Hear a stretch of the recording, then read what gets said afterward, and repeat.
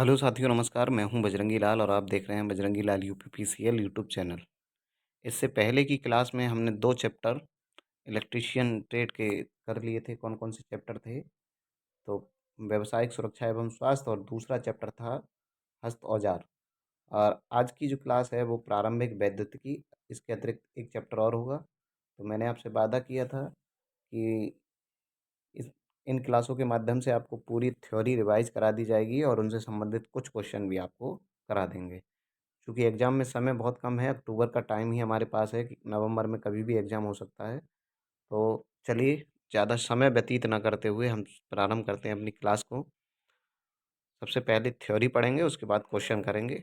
Chapter का नाम है प्रारंभिक विद्युत, अंग्रेजी में बोलें तो बेसिक इलेक्ट्रिसिटी।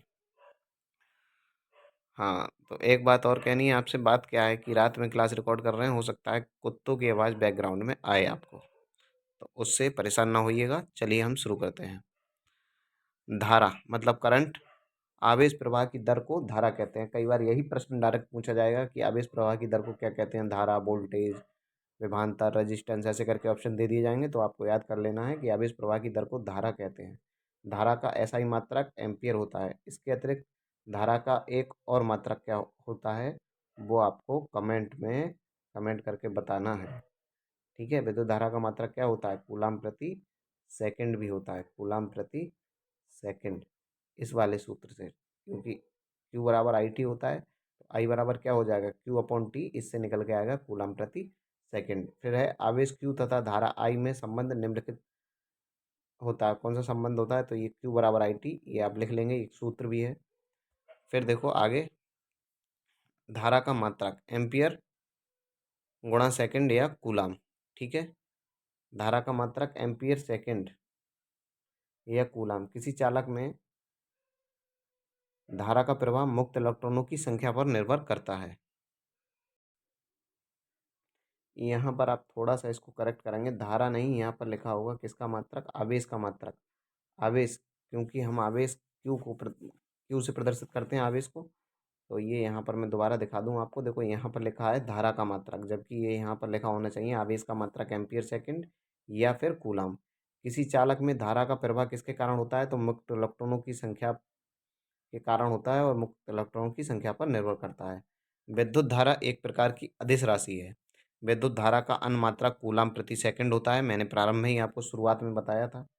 हाँ, शुरुआत में हमने आपको बता दिया था कि विद्युत धारा का अनुमात्रक क्या होता है? कूलाम प्रति सेकंड। कांच को रेशम से रगड़ने पर कांच में धनावेश उत्पन्न होता है। जब कांच को रेशम के कपड़े से रगड़ा जाएगा तो कांच में कौन सा आवेश आएगा? धनावेश आएगा। अबनूस की लकड़ी को बिल्ली की खाल से रगड़ने पर ऋणावेश उत्पन्न होता है। ठीक है, दोनों चीज़ें याद कर लेंगे। फिर है विद्युत बल। विद्युत बल इलेक्ट्रिक फोर्स के बराबर Q1 Q2 को कूलाम का नियम कहते हैं। ये कूलाम का कौन सा नियम है, ये आपको बताना है। ये कूलाम का नियम है। कूलाम ने विद्युत से संबंधित 2 नियम दिए थे, ये कौन सा नियम है ये आपको बताना है। जहाँ के एक नियतांक है R, दोनों आवेशों के बीच की दूरी है। Q1 तथा Q2 दो आवेश हैं। अनुक्रमानुपाती नियतांक K का मान आवेशों के बीच के माध्यम तथा आवेश दूरी व बल के मान पर निर्भर करता है। अब देखो, के का मान कितना होता है ये भी लिखा है यहाँ पर। के का मान होता है 1/4 पाई एप्सिलॉन नॉट। इसका टोटल का जो मान होता है, इसके 1/4 पाई एप्सिलॉन नॉट का मान होता है 9 गुणा 10 की पावर 9 न्यूटन मीटर स्क्वायर प्रति कूलाम स्क्वायर। धारा मापी के समांतर क्रम में संट लगाकर धारा मापी की रेंज बढ़ाई जाती है। ये बेसिक इलेक्ट्रिसिटी का नहीं है, ये वैसे इतना, ये भाग जो बता रहा हूँ मैं, ये भाग वैसे तो है इंस्ट्रूमेंटेशन का, मतलब विद्युत उपयंत्र जो यूनिट है हमारी उससे है। बस ये यहाँ पर दे दिया गया है एक लाइन, तो हम याद कर लेंगे। धारा मापी में की जो धारा मापी की रेंज होगी कैसे बढ़ाएंगे, तो हम वहाँ पर क्या लगाएंगे? एक संट प्रतिरोध। विद्युत परिपथ में विद्युत धारा मापने वाले यंत्र को क्या कहते हैं? धारा मापी। तो धारा को मापने वाला क्या होता है? धारा मापी। वैद्युत धारा अथवा गतिमान आवेश अपने चारों ओर चुंबकीय क्षेत्र उत्पन्न करते हैं। वैद्युत धारा अपने चारों ओर क्या कर लेती है? चुंबकीय क्षेत्र उत्पन्न करती है। विभिन्न धात्विक पदार्थों को अपनी ओर आकर्षित करने के गुण को कौन सा गुण कहते हैं? चुंबक तत्व कहते हैं। अगली लाइन है विद्युत परिपथ में धारा घनत्व। ये बहुत ही इंपॉर्टेंट लाइन है, ये आप याद करेंगे। विद्युत परिपथ में धारा घनत्व मतलब करंट डेंसिटी की इकाई क्या होती है? एम्पियर प्रति मीटर स्क्वायर। याद कर लीजिएगा। धन आवेश सदैव उच्च विभव से ऋण विभव की ओर प्रवाहित होता है। जो पॉजिटिव आवेश होता है, पॉजिटिव चार्ज होता है, वो किधर धनावेश से ऋणावेश, मतलब धनावेश जो होता है वो किधर प्रवाहित होता है, उच्च विभव से निम्न विभव की ओर। ऋणावेश सदैव निम्न विभव से उच्च विभव की ओर प्रवाहित होता है। आगे देखेंगे।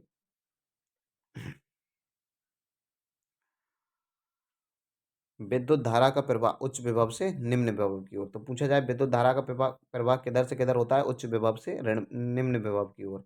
अगर आपसे पूछ लिया जाए कि इलेक्ट्रॉनों का विवाह विवाह नहीं, इलेक्ट्रॉनों का प्रवाह किधर होता है, तो इलेक्ट्रॉनों का जो प्रवाह होता है वो विद्युत धारा के प्रवाह के जस्ट विपरीत होता है। ठीक है, इलेक्ट्रॉनों का प्रवाह जो प्रवाह होता है वो विद्युत धारा के प्रवाह के विपरीत होता है। किसी परिपथ में एकांक समय में प्रवाहित आवेश की मात्रा विद्युत धारा कहलाती है। विद्युत धारा कैसी राशि है, तो ये एक अदिश राशि है। विद्युत धारा का ऐसा ही मात्रक कूलम प्रति सेकंड या फिर एम्पियर है। ये चीज़ें आप याद कर लेंगे तो क्या होगा, तैयारी एक बार रिवाइज हो जाएगी और एग्जाम में आपको क्वेश्चन करते हुए दिक्कत नहीं होगी।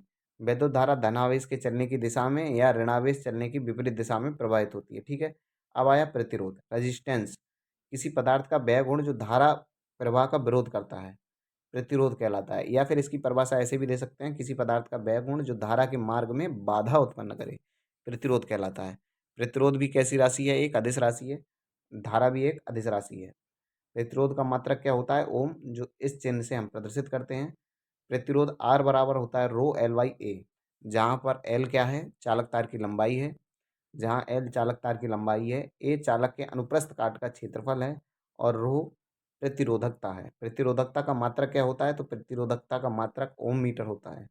प्रतिरोधकता रेजिस्टिविटी केवल तापमान और पदार्थ की प्रकृति पर निर्भर करती है, लंबाई और उसके क्षेत्रफल पर निर्भर नहीं करती है। अब एक नया सूत्र है, ये आपने पहली बार पढ़ा होगा शायद। केबल के क्रोड का प्रतिरोध, केबल का जो कोर होता है उसका कोर का प्रतिरोध आर बराबर रो एल वाई ए ओम होता है। केबल के विद्युत रोधन प्रतिरोध, ये वाला सूत्र मैं नया बता रहा था, ये केबल का जो विद्युत रोधन प्रतिरोध होता है वो क्या होता है, आर बराबर 2.303 upon 2 pi L rho L log 10 D2/D1। ठीक है, ओम, जहाँ D1 क्या है, कोर का व्यास है, और D2 क्या है, संपूर्ण चालक का व्यास। प्रतिरोध आर का मान चालक की लंबाई बढ़ाने पर बढ़ता है, क्योंकि आर अनुक्रमानुपाती होता है एल, यहाँ पर लिखा है, आप देख पा रहे होंगे। प्रतिरोध आर का मान चालक के अनुप्रस्थ काट के क्षेत्रफल को घटाने पर क्या होता है, बढ़ाने पर घटता है। क्योंकि आर व्युत्क्रमानुपाती होता है 1/a, तो a को अगर आप बढ़ा देंगे तो आर का मान क्या हो जाएगा, घट जाएगा, और a के मान को अगर घटा देंगे तो आर का मान क्या होगा, बढ़ जाएगा। व्युत्क्रमानुपाती का मतलब ये होता है कि एक को बढ़ाओ तो दूसरा घट जाए, मतलब उसका उल्टा चले। किसी धातु की विशिष्ट प्रतिरोधकता उस पदार्थ का मूल गुणधर्म होता है, जो कि पदार्थ के संगठन मतलब तथा ताप पर निर्भर करता है। ये चालक की लंबाई तथा अनुप्रस्थ काट क्षेत्रफल पर निर्भर नहीं करता। ये चीज़ आप विशेष करके याद रखेंगे। आगे देखते हैं, प्रतिरोध का विमीय सूत्र। ये बहुत कम किताबों में देखने को मिलता है, प्रतिरोध का विमीय सूत्र डायरेक्ट। वैसे तो ये बहुत कम एग्जाम में पूछा जाता है, पूछ लिया जाए तो आप याद कर लेंगे। Ml2T-3A-2। इसको देखो, याद करने की विधि बताता हूँ मैं। MLTA, ये याद कर लीजिए, MLTA। ठीक है, उसके बाद देखो, एम पे 1 पावर प्लस में है, लिखें या नहीं लिखें कोई बात नहीं, इस पे लिख देंगे -2, यहाँ लिखेंगे -3, फिर -2। याद कर लेंगे, MLTA मान, एम को ऐसे ही छोड़ देना है, -2 -3 फिर -2। तो ये किसकी, प्रतिरोध की विमा हो गई। प्रतिरोध एक अधिक राशि है। 1 किलो ओम बराबर होता है 10 की पावर 3 ओम, और 1 मेगा ओम बराबर होता है 10 की पावर 6 ओम। धनावेश तथा ऋणावेश का नामांकन किसने किया, तो धनावेश तथा ऋणावेश का नामांकन अमेरिकी वैज्ञानिक जेम्स फ्रैंकलिन ने किया था। किसी वस्तु का धनावेशित हो जाना उसके परमाणुओं में इलेक्ट्रॉन की कमी प्रदर्शित करती है। तो प्रश्न बने कि अगर कोई वस्तु धनावेशित हो गई है तो इससे क्या प्रदर्शित होता है, मतलब कि उसमें इलेक्ट्रॉनों की कमी हो गई और प्रोटॉनों की क्या हो गई, अधिकता। ये हमने लिख दिया है यहाँ से, प्रोटॉनों की अधिकता हो गई। विद्युत आवेश को ना तो उत्पन्न किया जा सकता है और ना ही नष्ट किया जा सकता है। ये आवेश संरक्षण का नियम है, इसे law of conservation of charge भी कहते हैं। विद्युत आवेश का ऐसा ही मात्रक क्या है, कूलम या एम्पियर सेकंड। देखो, विद्युत आवेश का ऐसा ही मात्रक क्या है, कूलम या एम्पियर सेकंड। विद्युत आवेश के अन्य मात्रक हैं फैराडे, ईएमयू, ईएसयू तथा फ्रैंकलिन आदि। एक इलेक्ट्रॉन पर 1.6 गुणा 10 की पावर -19 कूलम का ऋण आवेश होता है। विद्युत आवेश Q बराबर IT होता है, जहाँ Q आवेश और I धारा, T समय है। विद्युत आवेश को अनिश्चित रूप से विभाजित नहीं किया जा सकता। अनिश्चित रूप से विभाजित नहीं किया सकता। इलेक्ट्रॉन का आवेश माइनस का 1.6 गुणा 10⁻−19 को ही मूल आवेश फंडामेंटल चार्ज कहते हैं। अब देखिए चालकता। चालकता क्या होती है? चालकता प्रतिरोधक, जो प्रतिरोध होता है उसका ठीक व्युत्क्रमानुपाती होती है। किसी पदार्थ का वह गुण जो धारा प्रवाह में सहयोग प्रदान करे। मैंने जब आपको प्रतिरोध की परिभाषा बताई थी तो आपको बताया था कि किसी पदार्थ का वह गुण जो धारा के मार्ग में बाधा उत्पन्न करे। जबकि चालकता क्या होती है? चालकता किसी पदार्थ का वह गुण है जो धारा के प्रवाह में सहयोग करे। ठीक है, उसके व्युत्क्रमानुपाती इसीलिए होती है। चालकता का घटता क्रम। सबसे ज़्यादा पदार्थ चालकता किस में होती है? चांदी में। चांदी के बाद तांबा में। तांबा के बाद सोना में। सोना के बाद एल्युमिनियम में। चालक पदार्थ में मुक्त इलेक्ट्रॉनों की संख्या सबसे अधिक पाई जाती है। चालक पदार्थ का तापमान बढ़ाने पर चालकता का मान क्या होता है? घटता है, क्योंकि चालक पदार्थ का प्रतिरोध ताप गुणांक धनात्मक होता है। तो इससे हमें ये भी पता लगा कि चालक पदार्थ जो होते हैं वो पॉजिटिव टेम्परेचर कॉफिशिएंट होते हैं। तो जैसे टेम्परेचर बढ़ाएंगे तो चालकता क्या होगी? घट जाएगी। कौन से पदार्थों की? चालक पदार्थों की। और टेम्परेचर का मान अगर घटाएंगे तो चालकता क्या होगी? बढ़ जाएगी। चालक जी हमेशा प्रतिरोध आर के व्युत्क्रमानुपाती होती है। कई बार देखो ये इनसे आप कंफ्यूज हो गए, तो ये याद रखिए चालक तत्व जिसको हम जी से प्रदर्शित करते हैं हमेशा प्रतिरोध के व्युत्क्रमानुपाती होती है। तो जी व्युत्क्रमानुपाती 1/r। चालकत्व का मात्रक क्या होता है? मोह, साइमन तथा ओम इनवर्स। ये तीन मात्रक होते हैं इसके, मोह, साइमन अथवा मोह इनवर्स। जी बराबर होता है सिग्मा ए बाई एल। ये याद रखेंगे। जैसे आर बराबर होता है रो एल बाई ए, ऐसे ही उसका उसी रूप में ये सूत्र है। जी बराबर सिग्मा, ये सिग्मा है यहाँ पर, ये सिग्मा ए बाई एल, जहाँ सिग्मा विशिष्ट चालकता है, ए चालक का प्रभावी क्षेत्रफल और एल चालक की लंबाई। अगला देखेंगे विशिष्ट चालकता। सिग्मा का मात्रक मोह मीटर है या मोह प्रति सेंटीमीटर होता है। अगला देखो परमाणु क्या होता है? तो किसी अणु का वह सूक्ष्मतम कण, किसी अणु का वह सूक्ष्मतम कण जो रासायनिक क्रिया में भाग लेता है परमाणु कहलाता है। किसी तत्व के परमाणु में इलेक्ट्रॉन, प्रोटॉन तथा न्यूट्रॉन होते हैं। जिस परमाणु में संयोजी इलेक्ट्रॉनों की संख्या 4 से कम होती है वह परमाणु एक अच्छा चालक कहलाता है। तो चालक के जो होते हैं उनमें संयोजी इलेक्ट्रॉनों की संख्या कितनी होती है? 4 से कम। कितनी होती है? 4 से कम। जिन परमाणु में संयोजी इलेक्ट्रॉन की संख्या 4 से अधिक होती है वो कौन से कहलाते हैं? वो कहलाते हैं कुचालक। 4 से अधिक वाले क्या कहलाते हैं? एक अच्छे कुचालक। ठीक है। और जिस परमाणु में संयोजी इलेक्ट्रॉनों की संख्या 4 होती है वह क्या कहलाते हैं? अर्धचालक। परमाणु अर्धचालक कहलाते हैं। तो देखो 4 से कम, 4 और 4 से अधिक। तो कम वाले कौन से होंगे? चालक। और 4 वाले अर्धचालक, 4 से अधिक वाले कुचालक। तो चालक, अर्धचालक, कुचालक ऐसे करके याद कर लीजिएगा। 4 4 मतलब 4 से कम, 4 फिर 4 से अधिक। कुचालकों में मुक्त इलेक्ट्रॉनों की संख्या शून्य होती है। कुचालकों में मुक्त इलेक्ट्रॉनों की संख्या शून्य होती है जिस कारण उसमें धारा का प्रवाह नहीं होता। अर्धचालक पदार्थों में मुक्त इलेक्ट्रॉनों की संख्या चालकों से कम तथा कुचालकों के मध्य पाई जाती है। अब देखिए यहाँ पर दिया है Mn, Mp और Me। ये क्या है? ये एक अलग चीज़ है, आप याद कराएंगे। न्यूट्रॉन का द्रव्यमान मतलब Mn से मतलब है mass of neutron. Mass of neutron जो होता है सबसे अधिक किसका द्रव्यमान होता है? तो न्यूट्रॉन का। और न्यूट्रॉन से कम किसका? प्रोटॉन का। सबसे कम किसका होता है? इलेक्ट्रॉन का। न्यूट्रॉन का द्रव्यमान, प्रोटॉन का द्रव्यमान, इलेक्ट्रॉन का द्रव्यमान। अब देखो प्रोटॉन का द्रव्यमान इलेक्ट्रॉन के द्रव्यमान का 1840 गुना होता है। ये बहुत बार पूछा गया है, ये लाइन आप याद कर लेंगे। प्रोटॉन का द्रव्यमान इलेक्ट्रॉन के द्रव्यमान का 1840 गुना होता है। ठीक है। अच्छा एक प्रश्न आपसे पूछता हूँ, देखूंगा कमेंट बॉक्स में कितने भाई बताएंगे। वैसे बताते तो बहुत कम लोग हैं। प्रोटॉन और इलेक्ट्रॉन में हल्का कौन होता है? कुछ महत्वपूर्ण पदार्थ तथा उनकी प्रतिरोधकताएं आप याद करेंगे यहाँ पर। कार्बन की प्रतिरोधकता होती है 1.1 गुणा 10⁻⁴ ओम मीटर। चांदी की होती है 1.6 गुणा 10⁻⁸ ओम मीटर। तांबा की प्रतिरोधकता होती है 1.78 गुणा 10⁻⁸ ओम मीटर। एल्युमिनियम की प्रतिरोधकता होती है 2.8 गुणा 10⁻⁸। इसमें मैं इंपॉर्टेंट आपको बता दूं, इसमें इंपॉर्टेंट एक ही है, एल्युमिनियम की प्रतिरोधकता कई बार एग्जाम में पूछी गई है, तो ये आप याद कर लीजिएगा। अब देखो इलेक्ट्रॉन, प्रोटॉन और न्यूट्रॉन, इनके बारे में पढ़ लेते हैं। इलेक्ट्रॉन क्या है? एक आवेशित ऋण आवेशित कण है। इसका द्रव्यमान कितना होता है? तो 9.1 गुणा 10⁻31 किलोग्राम। इस पर आवेश पाया जाता है माइनस का 1.6 गुणा 10⁻19 कूलाम। इसकी त्रिज्या 1.9 गुणा 10⁻15 मीटर। इसके अतिरिक्त एक लाइन और भी ऐड कर देता हूँ मैं, इलेक्ट्रॉन की खोज किसने की? तो जे थॉमसन ने। फिर प्रोटॉन आता है, तो प्रोटॉन की खोज किसने की थी? प्रोटॉन की खोज किसने की? गोल्डस्टीन ने की। लेकिन प्रोटॉन को, प्रोटॉन का जो नामकरण किया वो किसने किया? रदरफोर्ड ने। इसीलिए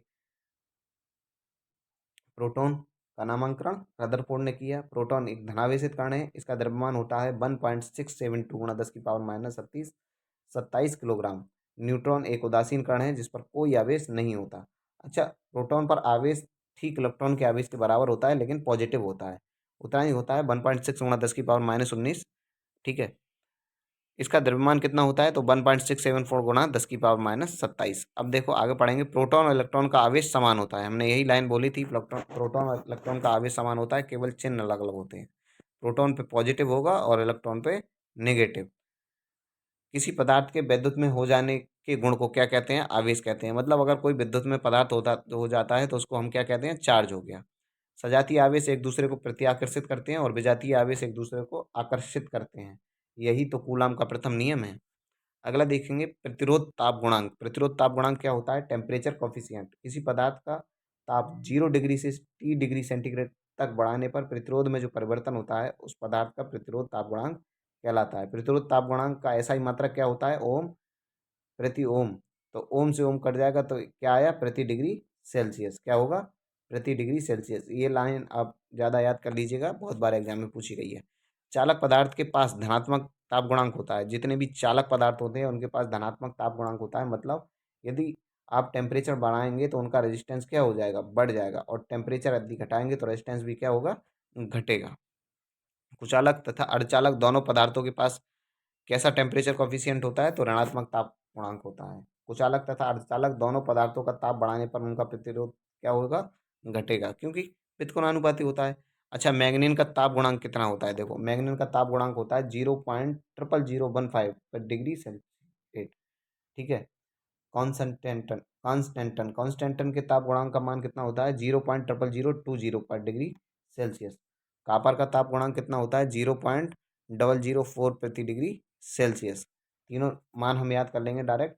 किसी पदार्थ का प्रतिरोध ताप गुणांक प्रति इकाई डिग्री सेंटीग्रेड ताप बढ़ाने पर उस पदार्थ के इकाई प्रतिरोध में होने वाला परिवर्तन है। ये अभी बताई थी, वही लाइन दोबारा रिपीट कर दी गई है। जिस पदार्थ का प्रतिरोध ताप बढ़ाने पर बढ़ता है उस पदार्थ को धनात्मक प्रतिरोध ताप गुणांक वाला पदार्थ कहते हैं, जैसे धातु हैं। और जिन पदार्थों का प्रतिरोध ताप बढ़ाने पर घटता है उस पदार्थ को ऋणात्मक ताप गुणांक वाला पदार्थ कहते हैं, जैसे कुचालक और अर्धचालक। यदि आप किसी पदार्थ का प्रतिरोध 0 डिग्री पर R0, इसको जब R मतलब 0 किसी के अगर नीचे बिल्कुल यहाँ पर बना हुआ हो तो उसको नॉट बोलते हैं, R0। और प्रतिरोध ताप गुणांक अल्फा नॉट हो तो T डिग्री सेंटीग्रेड पर उसका प्रतिरोध कितना होगा? RT बराबर हो जाएगा R0 1 plus alpha not T. ये सूत्र बहुत इंपॉर्टेंट है, उससे संबंधित प्रश्न बहुत आते हैं, बहुत कम लोग इससे संबंधित प्रश्न कर पाते हैं, तो इस सूत्र को आप याद कर लीजिएगा। न्यूमेरिकल हम करेंगे जब इसके न्यूमेरिकल कराए जाएंगे तब। ठीक है। धातुओं का प्रतिरोध ताप बढ़ाने पर बढ़ता है। क्यों बढ़ता है? क्योंकि धातुएं सभी चालक होती हैं, ज़्यादातर धातुएं चालक होती हैं और चालकता क्या हो जाती है? कम हो जाती है। कुचालक तथा अर्धचालक का प्रतिरोध ताप बढ़ाने पर घटता है और चालकता क्या होगी? जब प्रतिरोध बढ़ेगा तो चालकता क्या होगी? घटेगी, क्योंकि प्रतिरोध और चालकता दोनों एक दूसरे के व्युत्क्रमानुपाती होती हैं। अब देखेंगे विद्युत वाहक बल, इलेक्ट्रोमोटिव फोर्स। विद्युत वाहक बल वह बल है जिसके कारण विद्युत धारा प्रवाहित होती है। वोल्टेज को विद्युत दाब के नाम से भी जाना जाता है। तो विद्युत दाब के नाम से किसको जाना जाता है? विद्युत दाब के नाम से जाना जाता है वोल्टेज को। किसको? वोल्टेज को। अगला देखेंगे, विद्युत विभव, इसको बी से प्रदर्शित करते हैं तथा इसका मात्रक क्या है? वोल्ट। तो वोल्ट किसका मात्रक है? वोल्टेज का। वोल्टेज भी कैसी राशि है? अदिश। अभी तक 3 राशियां आई, करंट, उसके बाद प्रतिरोध, प्रतिरोध के बाद क्या आया? वोल्टेज। तो करंट, वोल्टेज और प्रतिरोध तीनों कैसी राशि हैं? अदिश। वोल्टेज का अन्य मात्रक जूल प्रति कूलाम भी है। ठीक है। एक मात्रक क्या हो गया वोल्टेज का? वोल्ट। और दूसरा क्या हो गया? जूल प्रति कूलाम। एक इलेक्ट्रॉन वोल्ट का मान कितना होता है? 1.6 गुणा 10⁻19 जूल। देखो, विकल्प में जूल न देके कूलाम दे देगा, गलत मत करना। एक इलेक्ट्रॉन वोल्ट किसका मात्रक है? ऊर्जा का मात्रक है। ठीक है। वोल्ट मीटर के द्वारा दो बिंदुओं के बीच विभवांतर मापा जाता है और अमीटर के द्वारा दो बिंदुओं के बीच क्या धारा नापी जाएगी। एक आदर्श वोल्ट मीटर का प्रतिरोध अनंत होता है। एक आदर्श वोल्ट मीटर अगर कोई हो तो उसका प्रतिरोध कितना होगा? अनंत। और जब प्रतिरोध अनंत होगा तो चालकता कितनी होगी? शून्य। धारामापी के श्रेणी क्रम में एक उच्च प्रतिरोध लगाकर वोल्ट मीटर बनाया जा सकता है। ठीक है, वोल्ट मीटर को विद्युत परिपथ के समांतर में लगाया जाता है और अमीटर को किसी भी परिपथ के कैसे लगाया जाता है, श्रेणी में। इलेक्ट्रॉन वोल्ट गतिज ऊर्जा है जो कि कोई इलेक्ट्रॉन 1 वोल्ट विभवांतर द्वारा त्वरित होने पर अर्जित करता है। किसी चालक को यदि पृथ्वी से संबंधित करने पर उसका विभव कितना हो जाता है, शून्य। डायरेक्ट पूछ लिए जाते हैं ये प्रश्न कि किसी चालक को यदि पृथ्वी से संबंधित हम कर दें तो उसका विभव क्या हो जाएगा, 0। अब देखो विद्युत वोल्टेज मतलब 0 से 250 वोल्टेज तक होंगे तो वह कौन से वोल्टेज कहलाते हैं, उनका स्तर होता है निम्न वोल्टेज। और अगर 250 वोल्ट से 650 वोल्ट तक होगा तो ये मध्यम वोल्टेज में आते हैं। 650 वोल्टेज से 11,000 वोल्ट तक उच्च वोल्टेज, और 11,000 से ऊपर जो वोल्टेज होते हैं वो अति उच्च वोल्टेज में आते हैं। तो मैं एक आपसे प्रश्न पूछ रहा हूँ कि 33,000 जो वोल्ट होंगे वो कौन से स्तर में आएंगे, आपको बताना है। कुछ महत्वपूर्ण पदार्थ तथा उनके प्रतिरोध ताप गुणांक ये आपको याद करने हैं। एल्युमिनियम का प्रतिरोध ताप गुणांक क्या होता है, धनात्मक। चूंकि एल्युमिनियम चालक होता है तो इसका प्रतिरोध ताप गुणांक कैसा होगा, धनात्मक। मैग्नीन मैग्नीन का जो टेम्परेचर कॉफिशिएंट है वो कितना है, 0। कार्बन का नेगेटिव। ब्रॉस मतलब जिसको हम पीतल कहते हैं उसका पॉजिटिव, क्योंकि ब्रास जो है चालक है। इलेक्ट्रोलाइट का क्या होता है, नेगेटिव। इलेक्ट्रोलाइट बैटरी वाले चैप्टर में इलेक्ट्रोलाइट्स को हम डिटेल्स में पढ़ेंगे। आगे देखते हैं। हाँ, आगे है चुंबकीय फ्लक्स घनत्व, मैग्नेटिक फ्लक्स घनत्व।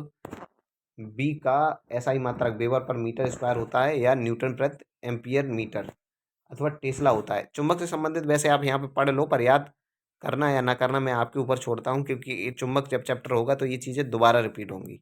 चुंबकीय फ्लक्स घनत्व सीजीएस मात्रक गॉस होता है तथा 1 टेस्ला 10 की पावर 4 गॉस के बराबर होता है। चुंबकीय तीव्रता का एसआई मात्रक एम्पियर पर मीटर होता है। चुंबकीय पदार्थ के एकांक आयतन के चुंबकीय आघूर्ण को चुंबकीय तीव्रता कहते हैं। चुंबकीय फ्लक्स का एसआई मात्रक क्या है, वेबर होता है तथा सीजीएस मात्रक मैक्सवेल होता है। स्थायी चुंबक को स्टील या स्टील की मिश्र धातु से बनाया जाता है। तो कई बार यही पूछ लिया जाएगा कि स्थायी जो चुंबक होती है उसको किससे बनाते हैं, तो स्टील से या फिर स्टील की मिश्र धातु पर। यदि किसी स्थान पर n आवेश है तो उनके बीच जो बल लगेगा वो क्या लगेगा, n(n-1/2). ये सूत्र आप याद कर लेंगे, इतने बल उस पर कार्य करेंगे। देखो अब बल, कौन सा बल सबसे ज़्यादा शक्तिशाली है और कौन सा बल सबसे कम शक्तिशाली है, इससे संबंधित। देखो नाभिकीय बल क्या होता है, सबसे ज़्यादा शक्तिशाली होता है लेकिन सबसे छोटी दूरियों तक लगता है। उसके बाद विद्युतीय बल, नाभिकीय बल से कम शक्तिशाली। उसके बाद चुंबकीय बल से भी कम शक्तिशाली, गुरुत्वाकर्षण बल। तो इन चारों बलों में सबसे शक्तिशाली बल कौन सा होता है, नाभिकीय बल। और सबसे कम शक्तिशाली बल कौन सा होता है, गुरुत्वाकर्षण बल। विद्युत बल रेखाएं कैसा वक्र बनाती हैं, तो खुला वक्र बनाती हैं, जबकि चुंबकीय बल रेखाएं हमेशा बंद वक्र बनाती हैं। पृथ्वी का आवेश कितना होता है, तो पृथ्वी का आवेश अनंत होता है।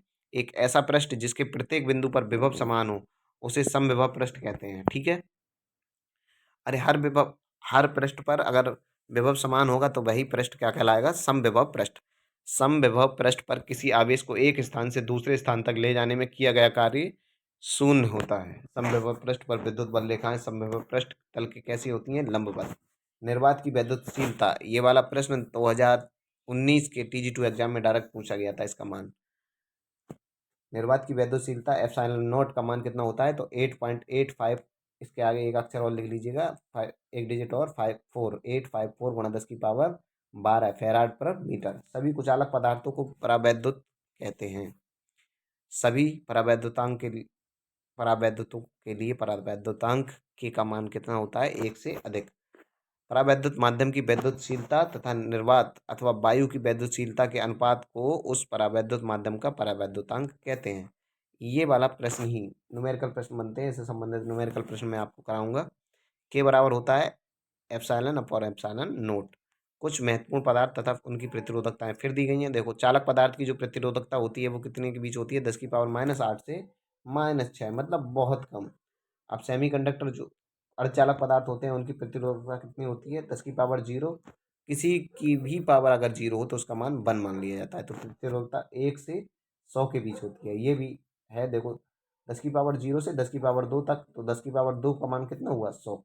तो 1 से 100 के बीच। और विद्युतरोधी जो पदार्थ होते हैं इंसुलेटर, उनकी प्रतिरोधकता कितनी होती है, देखो 10 की पावर 12 से 10 की पावर 18 तक। ठीक है, अब देखिए, अब इसके प्रश्न भी स्टार्ट होने वाले हैं, बस थोड़ी सी बची है। विद्युत बल दोनों आवेशों के बीच के माध्यम पर निर्भर करता है। गुरुत्वाकर्षण बल दोनों द्रव्यमानों के बीच के माध्यम पर निर्भर करता है। निर्भर नहीं करता है, ये हमने गलत बोल दिया, निर्भर नहीं करता है। विद्युत बल गुरुत्वाकर्षण बल से अधिक प्रबल होते हैं। किसी आवेश का सही परीक्षण प्रतिआकर्षण बल है, ना कि आकर्षण बल। तो पूछा जाए कि किसी आवेश का सही परीक्षण किससे किया जाएगा, आकर्षण बल से या प्रतिआकर्षण बल से, तो हम वहां पर आंसर लगाएंगे प्रतिआकर्षण बल। किसी वैद्युत आवेश के चारों ओर का वह क्षेत्र जिसमें कोई अन्य आवेश आकर्षण या प्रतिआकर्षण बल का अनुभव करता है, वह क्षेत्र क्या कहलाता है? विद्युत क्षेत्र कहलाता है। विद्युत बल, अगला यहाँ देखेंगे, विद्युत बल रेखा के किसी भी बिंदु पर खींची गई स्पर्श रेखा उस बिंदु पर स्थित धनावेश पर लगने वाले बल की दिशा को प्रदर्शित करती है। विद्युत बल रेखाएं धनावेश से चलकर ऋणावेश पर समाप्त हो जाती हैं। तो विद्युत बल रेखाएं प्रारंभ कहाँ से होती हैं? धनावेश से, और समाप्त कहाँ पर हो जाती हैं? ऋणावेश पर। विद्युत क्षेत्र में किसी बिंदु पर रखे परीक्षण आवेश पर लगने वाला बल अथवा परीक्षण आवेश के मान की निष्पादित को उस बिंदु पर विद्युत क्षेत्र की क्या कहते हैं? तीव्रता। विद्युत क्षेत्र की तीव्रता का ये सूत्र होता है E बराबर एफ अपॉन क्यू। याद कर लेंगे, विद्युत क्षेत्र की तीव्रता का मात्रक एफ अपॉन क्यू है। तो एफ मतलब न्यूटन, एफ मतलब बल, बल का मात्रक न्यूटन, और क्यू मतलब चार्ज, चार्ज का मात्रक क्या हो गया? कूलम। विद्युत क्षेत्र की तीव्रता की विमा कितनी होती है? M L T minus three और ए की पावर -1। आवेशीय गोलीय कोश के भीतर विद्युत क्षेत्र की तीव्रता का मान कितना होता है? 0।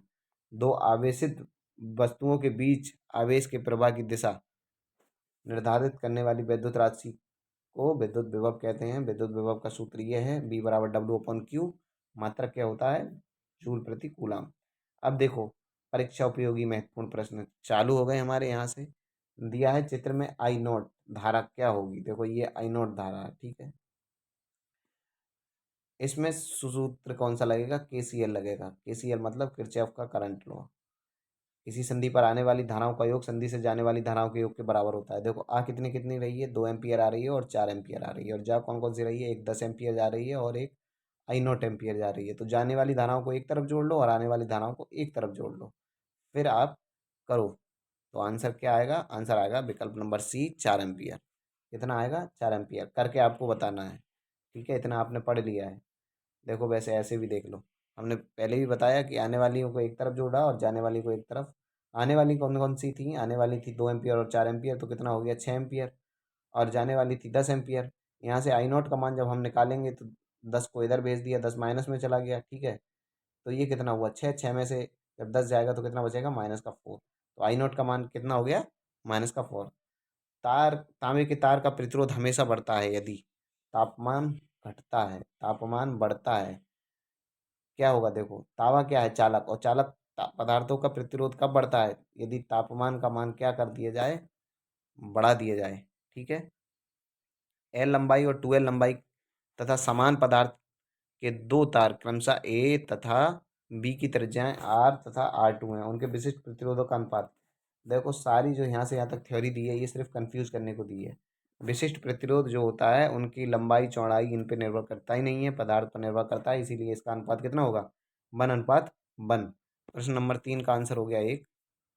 अगला देखो, फील्ड थ्योरी के रूप में ओम का नियम। आपने ओम का नियम बहुत याद किया है। ओम का नियम सब बता देंगे, बी बराबर आई आर या आर आई यहाँ पर लिखा है। ये इसका बिल्कुल गलत आंसर है। इन्होंने पूछा है फील्ड थ्योरी के अनुसार ओम का नियम क्या है, तो फील्ड थ्योरी के अनुसार ओम का नियम होता है जे बराबर सिग्मा ई। क्या होता है? जे बराबर सिग्मा ई। अब देखो निम्नलिखित में से कौन सा संबंध सही नहीं है। मैंने पहले भी ये प्रश्न काफी बार कराए हैं। सही क्या है? पी पावर का सूत्र होता है पी बराबर बी स्क्वायर अपॉन आर, और पी बराबर बी आई, ये भी होता है। इसके अतिरिक्त एक सूत्र होता है पावर का, पी बराबर आई स्क्वायर आर। तो वहां से देखो ये निकल के आ जाएगा। लेकिन ये पावर से संबंधित कोई सूत्र नहीं है। इन्होंने पूछा कौन सा सही नहीं है, तो सही नहीं है ये वाला। कौन सा? पी बराबर अंडर रूट बी आर, ठीक है। विकल्प नंबर डी सही नहीं है, ये यहाँ पे लिखा भी है। निम्नलिखित में से कौन सा पदार्थ का ताप प्रतिरोध गुणांक लगभग शून्य के बराबर होगा? जब हम थ्योरी पढ़ रहे थे वहां देखा था लगभग शून्य के बराबर किसका था? मैग्नीन का, ठीक है। अगला देखेंगे, 1 न्यूटन मीटर किसके बराबर होता है? न्यूटन मीटर किसकी इकाई है? जूल। कार्य की, कार्य की इकाई क्या है? जूल। न्यूटन मीटर और जूल एक ही बात है। तो 1 न्यूटन मीटर किसके बराबर होगा? 1 जूल के। आगे देखेंगे, आदर्श एमीटर का आंतरिक प्रतिरोध कितना होता है? आदर्श एमीटर का आंतरिक प्रतिरोध कितना होता है? 0 होता है। और चालकता कितनी होगी? अनंत। आगे देखिए, 1 किलोवाट घंटा ऊर्जा का मान कितना होगा? 1 किलोवाट घंटा ऊर्जा का मान होता है 860 किलो कैलोरी।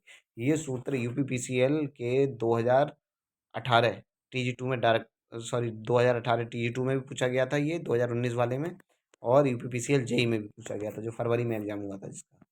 आगे प्रश्न है, चालकत्व का मात्रक होता है। चालकत्व का मात्रक क्या होता है? तो मोह और साइमन दोनों मात्रक होते हैं किसके? चालकत्व हुए। अगला देखेंगे 11 नंबर प्रश्न, कौन सा कथन सत्य है? लघु पथ पथ का प्रतिरोध कितना होता है? शून्य होता है। खुला पथ का प्रतिरोध अनंत होता है। दोनों सही है। यदि कोई शॉर्ट सर्किट होगा जो उसका प्रतिरोध कितना होगा? शून्य होगा। और ओपन सर्किट का जो प्रतिरोध होगा वो कितना होगा? अनंत। आगे देखेंगे, किस पदार्थ का ताप गुणांक ऋणात्मक होता है? ऋणात्मक जो टेम्परेचर कॉफिशिएंट होता है किसका होता है? कार्बन का। किसका होता है? कार्बन का। अगला देखो, विशिष्ट प्रतिरोध की इकाई क्या है? विशिष्ट प्रतिरोध की इकाई होती है ओम। विशिष्ट प्रतिरोध कैसे प्रदर्शित करते हैं? रो से। अगला देखेंगे, देखो यहाँ पर इन्होंने डिटेल में समझाया भी है। अगला देखो, ये 300 कूलाम के आवेश को स्थानांतरित करने पर 1 एम्पियर की धारा प्रवाह में कितना समय लगेगा? सूत्र Q बराबर IT लगा देंगे और आंसर हमको प्राप्त हो जाएगा। Q का मान कितना दे दिया है? 300। ठीक है, T यहाँ से पूछा है हमसे, और I का मान कितना दिया है? 0.1। जब 0.1 को इसके बटे में भेजेंगे, 0.1 यहाँ से पॉइंट हटाएंगे, ऊपर एक जीरो और बढ़ जाएगा, तो 1 से जब 3000 को भाग देंगे तो कितना आएगा? 1 से 3000 को भाग देंगे तो कितना आएगा? 3000 ही आएगा। और जब हम इसको क्या करेंगे, 3000 सेकंड आएंगे। अब हम जानते हैं कि 1 सेकंड, 1 मिनट में कितने सेकंड होते हैं? 60। 60 से जब 3000 को भाग देंगे तो कितने मिनट आ जाएंगे? 50 मिनट। ठीक है। अगला देखो, चालकता की ऐसा इकाई क्या है? हमने बताया चालकता की ऐसा इकाई क्या होती है? ओम इनवर्स या मीटर इनवर्स। ठीक है, ओम इनवर्स, मीटर इनवर्स। आगे देखो, चालक के विशिष्ट प्रतिरोध निम्नलिखित में से किस पर निर्भर करता है? चालक का विशिष्ट प्रतिरोध ना तो लंबाई पर, ना क्रॉस सेक्शन एरिया, किसी पर निर्भर नहीं करता है। ये सिर्फ उस पदार्थ पर निर्भर करता है। किस पे? उस पदार्थ पर निर्भर करता है। चालकता किसके विपरीत होती है? बताया था जब हम थ्योरी पढ़ रहे थे, प्रतिरोध के विपरीत या प्रतिरोधकता के। तो चालकता प्रतिरोधकता के विपरीत होती है। किसके? प्रतिरोधकता के। चालकता देखो सिग्मा, ये क्वेश्चन अगर आए तो आप अंग्रेजी वर्जन को ढूंढ कर करें, कंडक्टिविटी। ठीक है। अगला देखो, विद्युत धारा किसके द्वारा मापी जाती है? सभी को पता है, विद्युत धारा हमेशा किसके द्वारा मापी जाती है? एमीटर के द्वारा। ओम मीटर के द्वारा प्रतिरोध मापा जाता है। वोल्ट मीटर के द्वारा वोल्टेज। वॉट मीटर के द्वारा क्या मापी जाती है? वॉट मीटर के द्वारा शक्ति को मापते हैं। प्रोटॉन का द्रव्यमान इलेक्ट्रॉन के द्रव्यमान का कितने गुना होता है? 1840। कितने? 1840। प्रोटॉन का द्रव्यमान 1840 गुना इलेक्ट्रॉन का द्रव्यमान। मास दोनों के लिख रखे हैं, मतलब धातुओं का प्रतिरोध ताप गुणांक कैसा होता है? धनात्मक। धातुओं का प्रतिरोध ताप गुणांक कैसा होता है? धनात्मक होता है। आगे देखेंगे, कुचालक तथा अर्धचालक पदार्थों का ताप गुणांक कैसा होता है? ऋणात्मक। और चालकों का क्या होता है? धनात्मक। आगे, चालक पदार्थ की लंबाई बढ़ जाने पर उसके प्रतिरोध पर क्या प्रभाव पड़ेगा? हम जानते हैं R अनुपाती होता है L। तो यदि चालक पदार्थ की लंबाई बढ़ा देंगे तो उसका प्रतिरोध भी क्या हो जाएगा? बढ़ जाएगा। क्या हो जाएगा? बढ़ जाएगा। आगे देखो, देख लिया आगे। अब दूसरा चैप्टर स्टार्ट हो गया। कौन सा? डीसी परिपथ। डीसी परिपथ मतलब डीसी सर्किट।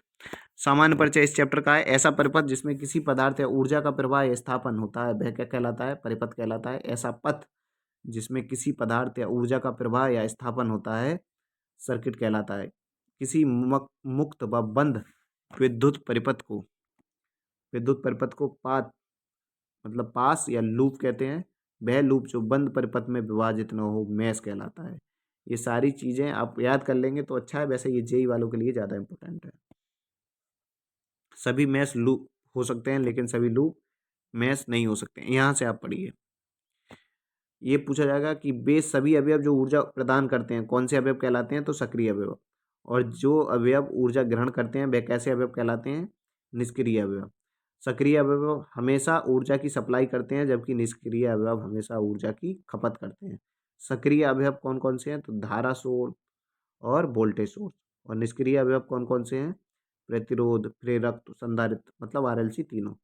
वह निष्क्रिय अवयव जिनमें धारा तथा वोल्टेज एक दूसरे के समानुपाती होते हैं, समानुपाती संबंध रखते हैं, रेखिक संबंध रखते हैं, रेखिक अवयव कहलाते हैं। ऐसे अवयव जिनमें धारा तथा वोल्टेज के बीच रेखिक संबंध नहीं होता वह आरेखिक अवयव कहलाते हैं। ये डायरेक्ट पूछे जाते हैं कि आरेखिक अवयव कौन से कहलाते हैं, और पूरा बड़ा सा स्टेटमेंट आपको विकल्प के रूप में लिख के दे दिया जाएगा। ऐसा जटिल प्रपथ जिसमें एक या एक से अधिक लूप पास तथा अवयवों से मिलकर बना हो वह वैद्युत जाल मतलब इलेक्ट्रिकल नेटवर्क कहलाता है।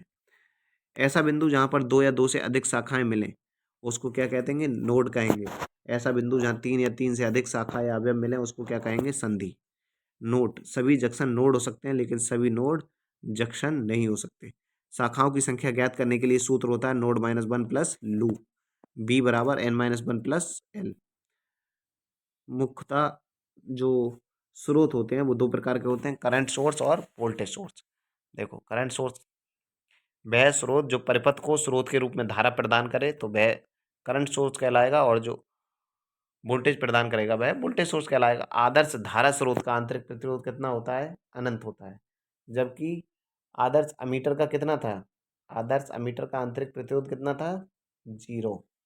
और आदर्श धारा स्रोत का आंतरिक प्रतिरोध कितना होता है? अनंत।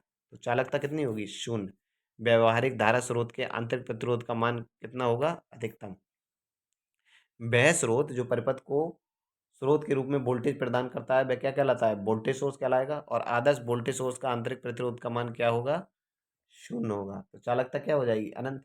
व्यवहारिक वोल्टेज सोर्स के आंतरिक प्रतिरोध का मान क्या होगा?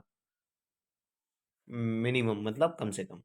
वह वोल्टेज सोर्स जिसकी वोल्टता अन्य किसी वोल्टेज सोर्स पर निर्भर करता है आश्रित वोल्टेज सोर्स कहलाता है, जिसको हम डिपेंडेंट वोल्टेज सोर्स कहते हैं। आश्रित वोल्टेज सोर्स क्या होला होता है? इलेक्ट्रॉनिक वाल्व, डायोड, रेक्टिफायर आदि क्या है? आश्रित वोल्टेज सोर्स है। ओम का नियम केवल रेखीय अवयव पर लागू होता है। तो पूछा जाए ओम का नियम किस पर लागू होता है? केवल रेखीय अवयव। ओम के नियम के लिए भौतिक अवस्थाएं ताप दाब आदि स्थिर होना चाहिए। अब देखो सोर्स, ये ही प्रश्न में डायरेक्ट पूछ लिया जाता है। देखो सोर्स, ये अगर चित्र दे दिया जाए तो ये है स्वतंत्र धारा स्रोत मतलब इंडिपेंडेंट करंट सोर्स का प्रतीक। और ठीक इसी प्रकार ये क्या है? ये डिपेंडेंट वोल्टेज सोर्स का प्रतीक। और अगर डायमंड टाइप की शेप बन रही हो तो क्या होगा? ये डिपेंडेंट हो जाएगा। ये इंडिपेंडेंट है, ये डिपेंडेंट। अगर शेप डायमंड टाइप की बन रही हो, ये शेप, ये आकृति की बात कर रहा हूँ मैं, ये ठीक इसी प्रकार ये डिपेंडेंट वोल्टेज सोर्स ओम के नियम अनुसार आई वोल्टेज बी के समानुपाती होता है। देखो आई समानुपाती बी, आई बराबर जी बी होता है और बी बराबर आई आर। ठीक है, आगे देखेंगे। ओम का नियम कुचालकों तथा अर्धचालकों दोनों पर लागू नहीं होता। तो पूछा जाए कि ओम का नियम किस पर लागू न, होता है? तो चालकों पर लागू होता है, कुचालकों और अर्धचालकों पर लागू नहीं होता है। किसी चालक के सिरों पर लगाए गए विभवांतर तथा उसमें प्रवाहित होने वाली धारा के बीच जो ग्राफ खींचा जाएगा वह कैसा होगा? एक ऋजु रेखीय होगा। आगे देखिए, ओम के नियम से संबंधित सूत्र बी बराबर आई आर, बी बराबर आई आर, यही याद कर लीजिएगा। यहीं से आई बराबर बी अपॉन आर हो जाएगा और आर बराबर बी अपॉन आई हो जाएगा। चालक में वैद्युत धारा की निर्भरता किस पर निर्भर करती है? देखो आर बराबर क्या होता है? रो एल बाई ए बराबर होता है पाई डी स्क्वायर।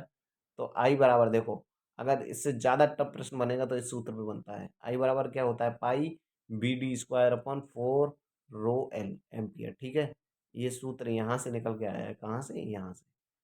ज़्यादा टफ प्रश्न अगर आपके एग्जाम में बनेगा तो वैसे अब तक बना नहीं है। अब देखेंगे वोल्टेज सोर्स है अगर कोई और उसको धारा स्रोत में बदलना है तो कैसे बदलेंगे। देखो क्या होगा, ये कोई वोल्टेज सोर्स है, इसमें धारा प्रवाहित हो रही है आई और ये रेजिस्टेंस लगा है आर एन, और हम इस रेजिस्टेंस को अगर ये अभी श्रेणी में लगा है, इसको अगर समांतर में लगा दें तो ये जो वोल्टेज सोर्स है वो बदल किस में जाएगा? करंट सोर्स में बदल जाएगा। वोल्टेज सोर्स को धारा स्रोत में बदलने के लिए वोल्टेज सोर्स का आंतरिक प्रतिरोध स्रोत के समांतर में जुड़ जाता है। किस में जुड़ जाता है? समांतर में। ठीक इसी प्रकार धारा स्रोत को वोल्टेज सोर्स में बदलेंगे तो क्या होगा? धारा स्रोत का जो आंतरिक प्रतिरोध होता है वह पहले समांतर में जुड़ा होता है, और अगर हम उसको वोल्टेज सोर्स में बदलेंगे तो वह कहाँ चला जाएगा? श्रेणी में जुड़ जाएगा। ठीक है, आगे देखिए। अब देखो स्रोत, धारा स्रोत को वोल्टेज सोर्स में बदलने पर हमने बता दी है, ये वाली लाइन तो बोल ही दी अभी। किरचॉफ का धारा नियम, किरचॉफ ने दो नियम दिए, एक केसीएल और केवीएल। इस नियम के अनुसार किसी परिपथ के संधि पर मिलने वाली समस्त धाराओं का बीजगणित योग कितना होता है? शून्य, या फिर कहिए आने वाली धाराओं का योग बराबर होगा जाने वाली धाराओं के योग के। देखो ये चित्र दिया गया है और चित्र में समझाया भी बढ़िया से गया होगा। संधि पर, ये कोई संधि है और संधि पर कौन कौन सी धारा आ रही हैं, I1 आ रही है, I5 आ रही है और बाकी जा ही रही हैं। जाने वाली धारा कौन सी है, I4, I3, I2। तो आने वाली धाराओं को एक तरफ जोड़ दो, आने वाली धाराएं I1 और I5 ये जोड़ दी एक तरफ, बाकी जाने वाली धाराएं एक तरफ जोड़ दी। यही KVCL कहता है कि आने वाली धाराओं का योग बराबर होगा जाने वाली धाराओं के योग के बराबर। इसको अगर हम बीजगणितीय रूप में लिखेंगे तो इसी सूत्र को इस प्रकार लिखेंगे, समेशन I बराबर 0। ठीक है, दूसरा नियम है, ये अंग्रेजी में लिखा है। वैसे आप अंग्रेजी ITI वाले छात्रों को ज़्यादा आती नहीं है, जिसको आती है वे भाई सब पढ़ लेना। The algebraic sum of the product of current and resistance plus the algebraic sum of EMF in any close circuit is equal to 0। ये है, देखो ये, ठीक है, ये किरचॉफ के KVL जो है दूसरा नियम, उसका बीजगणितीय रूप है। किरचॉफ के धारा नियम हमेशा नोड, जंक्शन या संधि पर लागू होता है। ठीक है, अब देखो KCL में समीकरणों की संख्या कितनी होगी, n-1, जहाँ n क्या है, नोड की संख्या। किरचॉफ के धारा नियम को आवेश संरक्षण के सिद्धांत पर कार्य करता है। किरचॉफ का जो करंट लॉ है वो आवेश संरक्षण के सिद्धांत पर कार्य करता है और इस नियम को हम बिंदु नियम भी कहते हैं। किरचॉफ का जो धारा नियम है, इस नियम को हम बिंदु नियम, पॉइंट लॉ अथवा करंट लॉ भी कहते हैं। किरचॉफ का वोल्टेज नियम, इस नियम के अनुसार किसी बंद पास में अलग अलग शाखाओं में होने वाले वोल्टेज ड्रॉप तथा विद्युत वाहक बल का बीजगणितीय योग कैसा होता है, शून्य होता है। फिर मैंने बताया इसका बीजगणितीय रूप ये है। किरचॉफ का वोल्टेज नियम हमेशा बंद पास पर लगता है और किरचॉफ का वोल्टेज नियम को मेश का नियम भी कहता है। मेश या लूप का नियम भी हम इसी नियम को कहते हैं, सेकंड नियम को।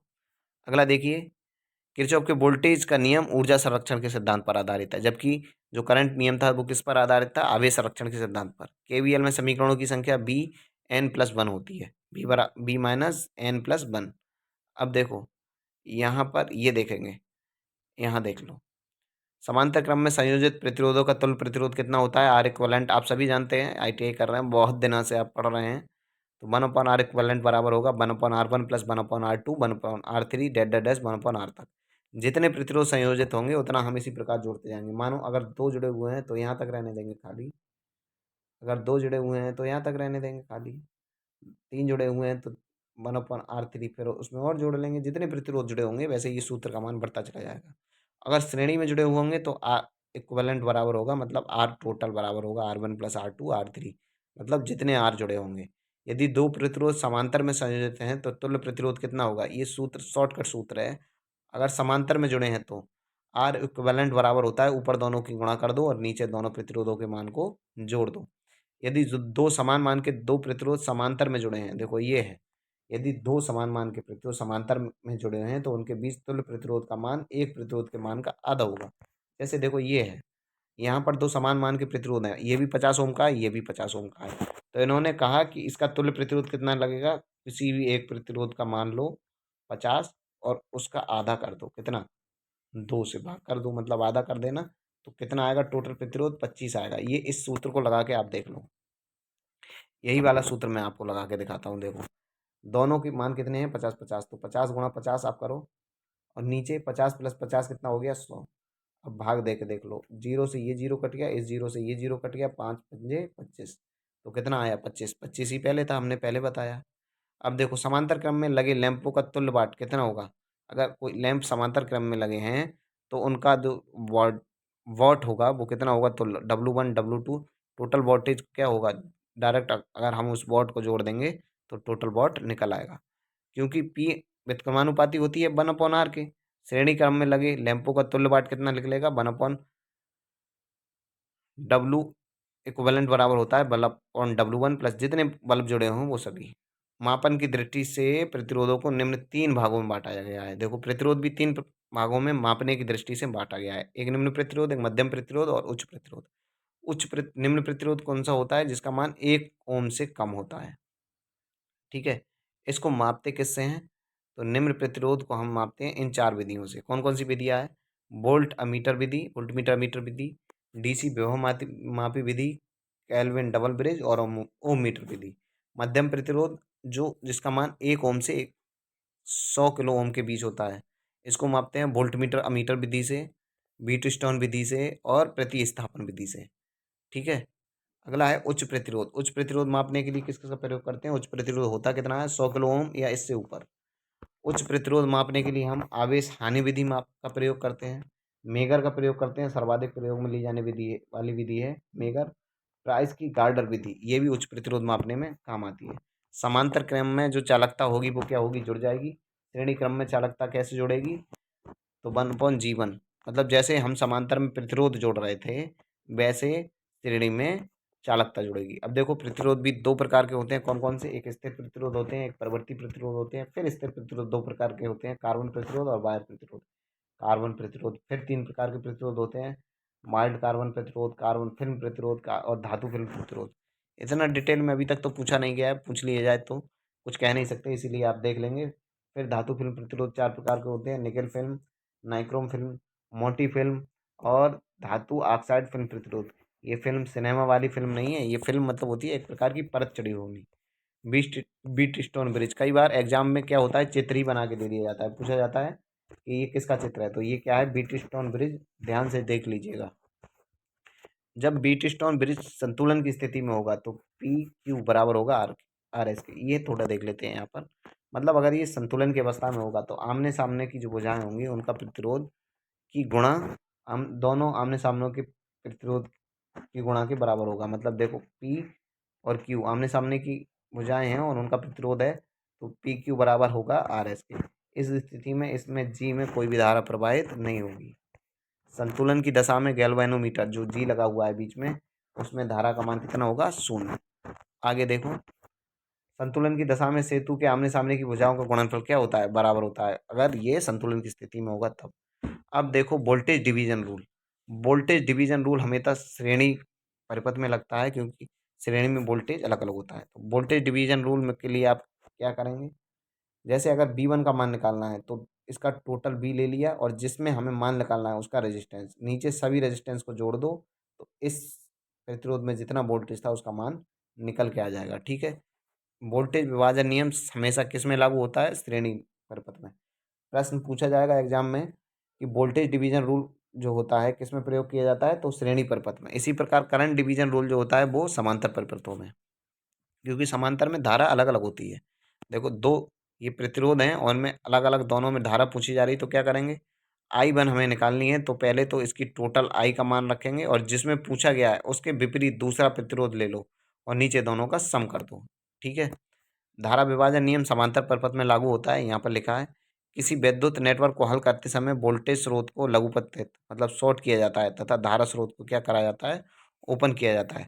थेवेनिन प्रमेय आपके सिलेबस से बाहर है, फिर भी आप पढ़ लीजिए। थेवेनिन प्रमेय आरटीएच ज्ञात करने के लिए वोल्टेज स्रोत को लघुपतित तथा जो करंट सोर्स होता है उसको क्या कर दिया जाता है, ओपन कर दिया जाता है। थेवेनिन वोल्टेज को खुला परिपथ वोल्टेज भी कहते हैं। ये डायरेक्ट पूछ लिए जाएंगे ये कि थेवेनिन वोल्टेज को और क्या कहा जाता है, तो खुला परिपथ वोल्टेज कहते हैं। थेवेनिन प्रतिरोध को आंतरिक प्रतिरोध कहते हैं। थेवेनिन प्रतिरोध हमेशा वोल्टेज स्रोत की श्रेणी में जुड़ा होता है। थेवेनिन में स्रोत के रूप में वोल्टेज का प्रयोग किया जाता है। आगे देखो, सर्वप्रथम हम थेवेनिन प्रतिरोध आरटीएच या तुल्य प्रतिरोध ज्ञात करते हैं। इसमें देखो एक सूत्र है, ये याद कर लो, आई एल बराबर होता है B T H R T H upon R L. ये एग्जाम में पूछा जाता है डायरेक्ट। आगे देख लो, इधर नॉर्टन थ्योरम है। नॉर्टन थ्योरम थेवेनिन प्रमेय का ही एक रूप है। नॉर्टन थ्योरम में क्या किया जाता है, आयन को लघुपतित कर दिया जाता है। बाकी सारी चीज़ें हैं ये आप देख लेंगे यहाँ पर। ठीक है, अब देखो विद्युत राशियाँ और उनके मात्रा, जो ज़्यादा इंपॉर्टेंट है वो बता देता हूँ। धारा घनत्व का मात्रक होता है एम्पियर प्रति मीटर स्क्वायर। धारा का मात्रक सभी जानते हैं एम्पियर होता है। आवेश का मात्रक कूलम होता है। समय का मात्रक सेकंड। प्रतिरोध का मात्रक ओम। इसके अतिरिक्त चालक का मात्रक क्या होता है, ओम इनवर्स या फिर साइमन या फिर मोह। प्रतिरोधकता का मात्रक ओम मीटर। चालकता का मात्रक मोह प्रति मीटर या फिर साइमन प्रति मीटर। प्रतिरोध ताप गुणांक का मात्रक क्या होता है, प्रति डिग्री सेल्सियस। ठीक है, द्रव्यमान का मात्रक किलोग्राम। बल का मात्रक न्यूटन। कार्य का मात्रक जूल। और शक्ति का मात्रक क्या होता है, वाट। अधिकतम मैक्सिमम पावर ट्रांसफर, ये आपने नाम सुना होगा, मैक्सिमम पावर ट्रांसफर थ्योरम है ये। अधिकतम पावर स्थानांतरित करने के लिए देखो आर टी एच बराबर होता है आर एल के। ठीक है, जेड एल बराबर होगा जेड टी एच। एसी के केस में, डीसी के केस में ये होगा।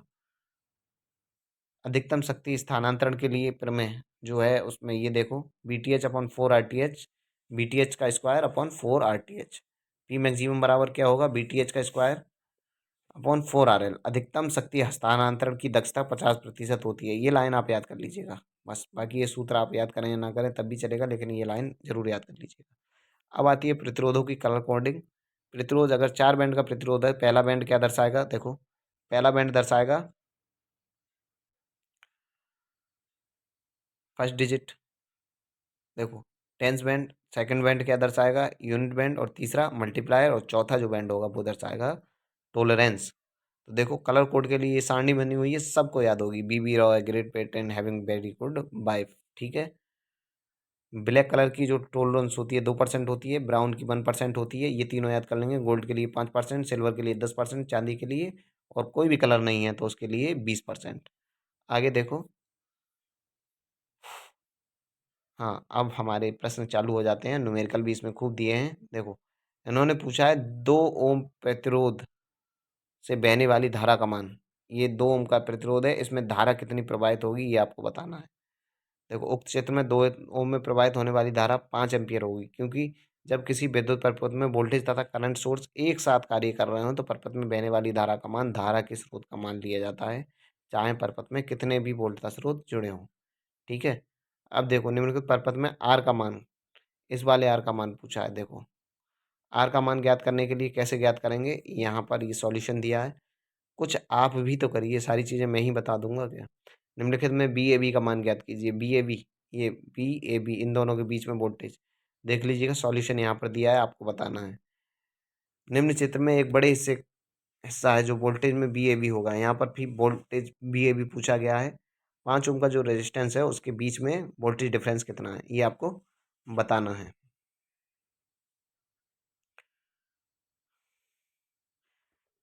ऐसे बता दोगे, देखो वोल्टेज डिफरेंस कैसे बताओगे। देखो यहाँ से टोटल 5 एम्पियर की करंट चली और इधर 2 एम्पियर पहुंच गई, तो इधर कितनी करंट गई होगी 3 एम्पियर। धारा का मान कितना हो गया 3 एम्पियर, और रेजिस्टेंस कितना है 5, तो वोल्टेज का मान निकाल लो। अरे आर आपको पता लग गया, और बी भी आपको पता लग, आर आपको पता लग गया और आई आपको पता लग गया, तो बी का मान तो निकाल ही लोगे, कितना होगा। यहाँ देखो सबसे बड़े आकार के प्रतिरोध का मान है, इनमें सबसे बड़ा जो प्रतिरोध होगा उसका मान कितना होगा। देखो 10 ओम और 100 वाट। देखो यहाँ ये डिटेल में पढ़ो इसको। 10 ओम 100 वाट का प्रतिरोध सबसे बड़े आकार का होगा। क्यों होगा, कार्बन प्रतिरोध का आकार उसके प्रतिरोध पर निर्भर न करके उसकी वॉटेज रेटिंग पर निर्भर करता है, अर्थात उच्च वॉट रेटिंग वाला प्रतिरोध आकार में बड़ा होगा। ठीक है, ये भी समझ में आया हमको। तो जिसकी वॉट रेटिंग अधिक होगी वह सबसे बड़ा प्रतिरोध होगा। अगर इसमें 2 एम्पियर की धारा बहती है तो प्रतिरोध आर का मान ज्ञात करो। देखो आर का मान ज्ञात करो, आराम से कर लोगे। B equal to I R से बी का मान 24 दिया है, आई आई का मान दे दिया है 2 एम्पियर, और आर कितना दिया है 3 प्लस आर। जब श्रेणी में जुड़े हैं तो 3 प्लस आर लगाएंगे। देखो यहाँ पर दिया है, ये दिया है। ठीक है, 24 ओम वोल्टेज हो गया, 2 गुणा 3 क्या हो गया, धारा की वोल्टेज से गुणा करिए, केवीएल लगाया है इन्होंने तब किया है। ठीक है, तो कितना आएगा 9। चित्र में दिए गए आर 10 और 40 के बीच परावर्ती है, तो आर एल का मान ज्ञात कीजिए। मैक्सिमम पावर ट्रांसफर थ्योरम लगी होगी यहाँ पर, हाँ वही लगाइए। ठीक है, एक पैसिव नेटवर्क कौन सा होता है, पैसिव नेटवर्क होता है जिसमें कोई ईएमएफ सोर्स नहीं हो। पैसिव का मतलब होता है निष्क्रिय। निम्न में से कौन द्विदिशीय युक्ति है, ऐसी युक्ति जिसमें दोनों दिशाओं में धारा प्रवाहित हो। नियत करंट सोर्स, ठीक है, नियत धारा स्रोत द्विदिशीय युक्ति की श्रेणी से बाहर होती है। गलत पढ़ लिया मैंने, इन्होंने कहा है निम्नलिखित में से कौन सी द्विदिशीय युक्ति नहीं है, तो जो करंट सोर्स होता है वो द्विदिशीय युक्ति नहीं होती है। एक आदर्श विभव स्रोत में क्या होना चाहिए, शून्य प्रतिरोध होना चाहिए, बताया था। आइडियल वोल्टेज सोर्स में प्रतिरोध का मान कितना होता है, शून्य। आगे देखो, किरचॉफ का वोल्टेज नियम किससे संबंधित है। वोल्टेज नियम बैटरी के ईएमएफ आईएमएफ पतन या ए व बी, तो आई आर पतन वोल्टेज ड्रॉप से और उसके ईएमएफ से संबंधित है, ये हमने बताया। देखो इसका ये बीजगणितीय रूप है, इसमें ईएमएफ और आई आर की बात की गई है जो वोल्टेज ड्रॉप होता है। दो सिरों के बीच प्रतिरोध का थेवेनिन समतुल्यांक बनाने के लिए वीटीएच क्या होता है, खुला परिपथ सिरा विभव। क्या होता है, खुला परिपथ सिरा विभव। किसी आवेशित गोले के अंदर विभव का मान क्या होता है, सतह के आवेश के बराबर। आगे देखो, एक आदर्श विभव स्रोत में क्या होना चाहिए, शून्य प्रतिरोध होना चाहिए। दोबारा वही क्वेश्चन रिपीट हुआ है, निम्नलिखित में से कौन सा द्विदिशीय युक्ति है। वहाँ पे पूछा था द्विदिशीय युक्ति नहीं है, यहाँ पर पूछा है द्विदिशीय युक्ति है। क्या होगी? कैपेसिटर। क्या होगा? कैपेसिटेंस। सी उत्तर सही है। एक परिपथ जिसमें प्रतिरोध, संधारित्र और अर्धचालक डायोड हो, तो इस परिपथ को किस नाम से जाना जाएगा? ये परिपथ होगा आरेखीय परिपथ। अगला देखेंगे, किरचॉफ का नियम किस परिपथ के लिए लागू नहीं होता है? तो वितरित परिपथ के लिए, पैरामीटर्स के लिए किरचॉफ का नियम लागू नहीं होता है। अगला देखो, एक फ्यूज तार की रेटिंग को हमेशा किस में मापते हैं? सरल प्रश्न, सभी को आता होगा, एम्पियर में। फ्यूज तार की जो रेटिंग होती है कायम मापी जाती है एम्पियर में। विद्युत धारा को नापने वाला उपयंत्र गैल्वेनोमीटर। अगर अमीटर दिया होता तो अमीटर, नहीं तो गैल्वेनोमीटर। वैसे तो गैल्वेनोमीटर क्या करता है? विद्युत धारा की उपस्थिति का पता लगाता है।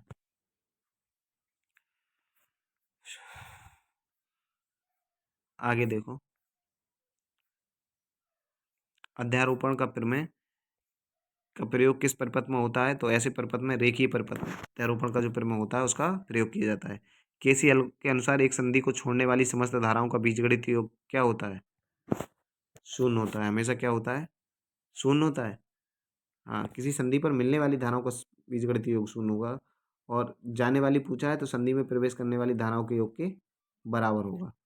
जल्दी के चक्कर में कभी कभी क्वेश्चन गलत हो जाते हैं। एक सर्किट में विद्युत वाहक बल क्या करता है? विभवांतर को बनाए रखता है, परिपथ प्रतिरोध में वृद्धि करता है, विभवांतर को कम कर देता है, परिपथ प्रतिरोध कम कर देता है, विभवांतर को बनाए रखता है।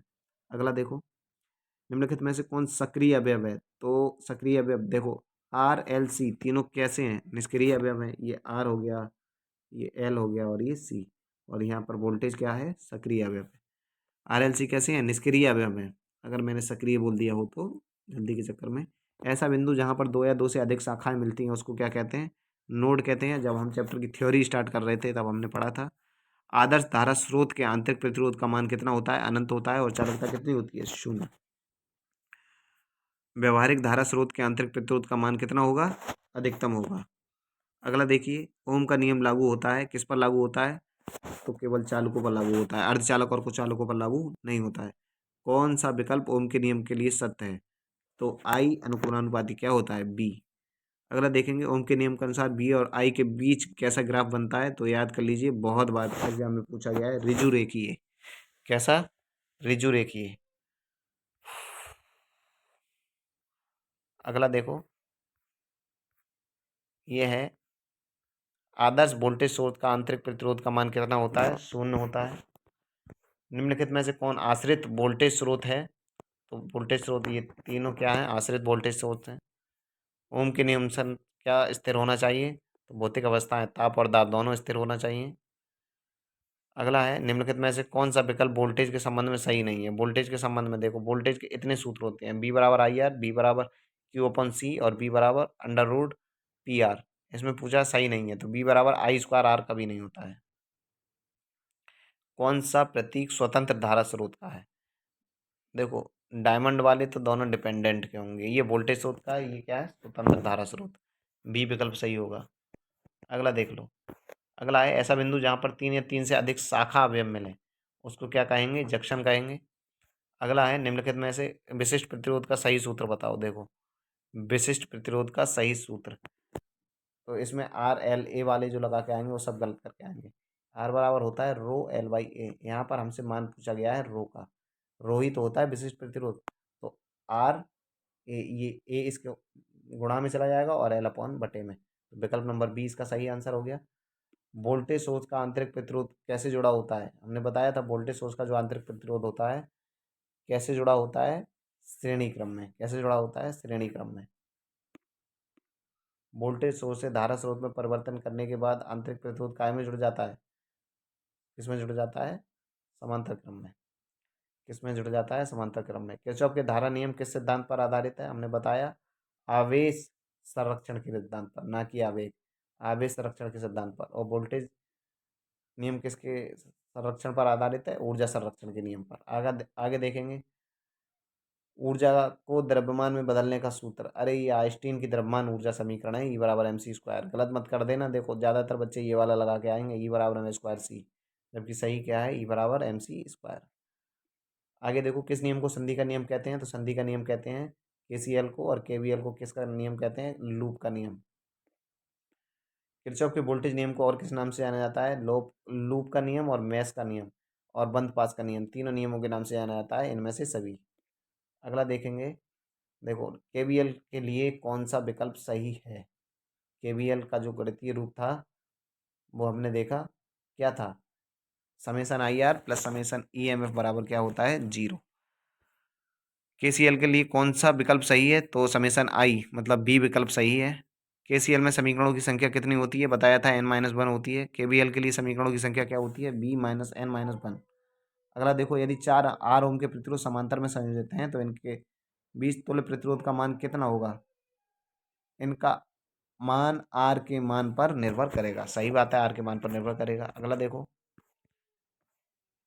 इसका तुल्य प्रतिरोध पूछा है। देखो शॉर्ट सर्किट का प्रतिरोध 0 होता है और ए और बी के बीच में शॉर्ट सर्किट लगा है, तो इसीलिए इसका प्रतिरोध कितना होगा? 0। अगला देखो, मत निकालने बैठ जाओ, 2 और 2 जोड़ के 4 कर दो, ठीक है, गलत मत कर देना। यदि 40 वाट 220 वोल्ट के दो लैंप श्रेणी में लगे हुए हैं तो उनके बीच वाट कितना होगा? देखो पी इक्वलेंट बराबर क्या होगा? P1 P2, मैंने बताया था जब थ्योरी पढ़ रहे थे, P1 P2 upon P1 plus P2 कितना होगा? 20 वॉट। निम्न मान के प्रतिरोध को किस प्रकार की विधि से मापते हैं? तो इनमें से सभी विधि कौन सी? निम्न मान केल्विन डबल ब्रेज, ओम मीटर, डीसी विभव मापी और वोल्ट मीटर अमीटर विधि, सब इसको निम्न मान के प्रतिरोध को मापने की विधियां हैं। उच्च प्रतिरोध को किसके द्वारा मापते हैं? देखो मेगर सबसे ज़्यादा प्रयोग में लाई जाने वाली विधि, आवेश हानि विधि और प्राइस की गार्डर विधि, सभी विधि उच्च प्रतिरोध को मापने की विधियां हैं। इसमें देखो एक्स का मान पूछा है तो हम क्या करेंगे? इन दोनों की आपस में गुणा करेंगे, इन दोनों की आपस में गुणा करेंगे। तो देखो एक्स गुणा 6 ऐसे लिख देते हैं और इधर लिख देते हैं 6×3 = 4×3 = 12। 6 को जब 6 से काटेंगे तो कितना आएगा? 2। कितना आएगा? 2, जो विकल्प 3 में हमें दिया है, 3 नंबर विकल्प हमारा इसका सही आंसर हो जाएगा।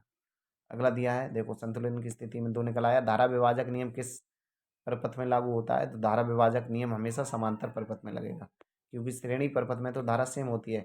ऐसे ही वोल्टेज डिवीजन जो नियम होगा वो किस परिपथ में लगेगा? श्रेणी में, क्योंकि समांतर में तो वोल्टेज सेम होता है। आगे देखो, मानव शरीर का प्रतिरोध लगभग कितना होता है? तो 1000 ओम होता है। कितना होता है? 1000 ओम। आगे देखो, सजावट के लिए सभी लैंपों को किस क्रम में संयोजित किया जाता है? श्रेणी क्रम में। दिवाली पर जो आप अपने घरों में लगाते हैं लैंप, उसमें क्या होता है, मतलब जो झालर लगाते हैं उसमें क्या होता है, लड़ियाँ लगाते हैं, एक एक बल्ब खराब हो जाता है तो बाकी उसके आगे के सारे बल्ब काम करना बंद कर देते हैं, सभी बल्ब। ठीक है, तो वो किस में लगे होते हैं? श्रेणी में। घरों के संयोजन किस क्रम में होते हैं? समांतर में होते हैं। सभी किस में होते हैं? समांतर में। ताकि क्या हो, सभी उपकरण एक दूसरे से समान, ताकि सभी उपकरणों को वोल्टेज समान रूप में मिलता रहे। आगे देखो,